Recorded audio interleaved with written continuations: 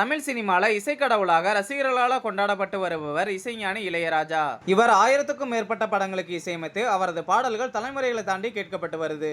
அந்த வகையில் ஒரே டியூனை பயன்படுத்தி ரஜினிகாந்த் மற்றும் கமல்ஹாசன் படங்களில் 2 வெவ்வேறு சூப்பர் ஹிட் பாடல்களை இளையராஜா தந்திருப்பது சினிமா ரசிகர்களிடையே ஆச்சரியத்தை ஏற்படுத்தியிருக்கு. பாலு மகேந்திரா இயக்கத்தில் கமல் ஸ்ரீதேவி நடித்த 3ஆம் பிறை திரைப்படம் பிளாக் பஸ்டர் ஹிட் ஆனது. இதில் கண்ணதாசன் எழுதி யேசுதாஸ் பாடிய பூங்காற்று புதிதானது பாடல் ரசிகர்களின் மனதை கவர்ந்தது.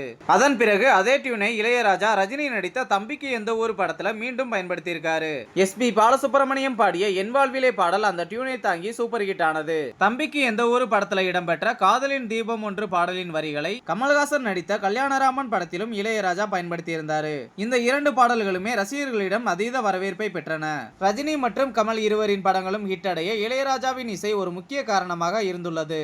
ஒரே டியூனை இருவேறு படங்களிலும் இருவேறு சூப்பர் ஸ்டார்களுக்காக பயன்படுத்தியும் ரசிகர்கள் தலையில் தூக்கி கொண்டாடிய பாடல்களை வழங்கியிருப்பது இளையராஜாவின் இசை மேதமைக்கு ஒரு அசைக்க முடியாத சான்றாக அமைந்துள்ளது.